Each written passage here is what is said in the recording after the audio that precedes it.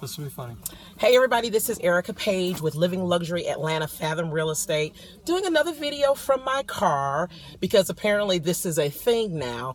I had a guest though with me who is going to talk to you guys a little bit about this question about this debt to income ratio thing.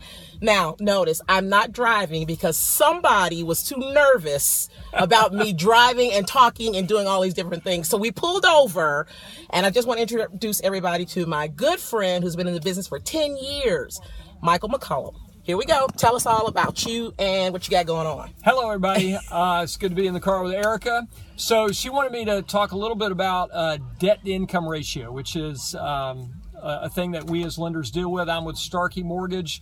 Every lender is going to deal with debt to income, no matter what kind of loan program you're dealing with, conventional, FHA, VA, USDA. We all look at that as a percentage. So a ratio is nothing more than a percentage. So to think about this in real simple terms, let's just say that you've got a friend, they make $5,000 a month. That's $60,000 a year, and they want a $1,000 a month mortgage payment. So 1 divided by 5, that's going to be a 20% housing expense ratio. So that's one of the percentages that we look at. Okay. The second percentage that we look at is your debt to income ratio, your total debt expense. So that ratio, let's just say that your friend also has some student loans, they got a car note, they got some credit cards, and for simple math, let's just say all of that adds up again to $1,000 a month. So we got $1,000 for the house, $1,000 for all their other debt. We got $2,000 total debt expense per month divided by 5. That's a 40% debt income ratio. So 20-40. Okay. So we oftentimes, instead of having to say housing expense ratio and debt income ratio, lenders oftentimes refer to it as a front and back because these numbers show up on a computer screen or on a piece of paper side by side with a little slash in between. So the front ratio is your housing expense ratio. Okay. Your friend would be a 20 and then 40 on the back. So we would just say that their ratios are 20-40.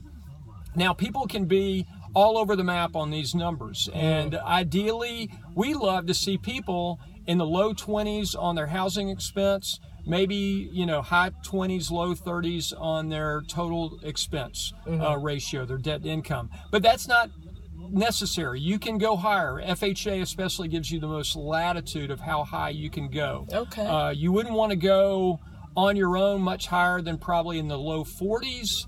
But sometimes numbers are false, and so we have some latitude. Sometimes we can go much higher. But if you just wanted to figure out what are my ratios, it'd be real simple. Figure out what you'd like to pay for a house, divide that by your gross monthly income. That's your front ratio.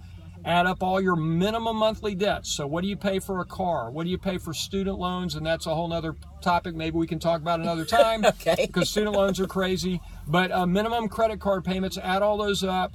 Add that to your house expense, your mortgage payment that you want. Divide that by your gross monthly income, and that would be your back ratio, your total debt income ratio. Okay. So that's sort of how ratios work in our world. Understood.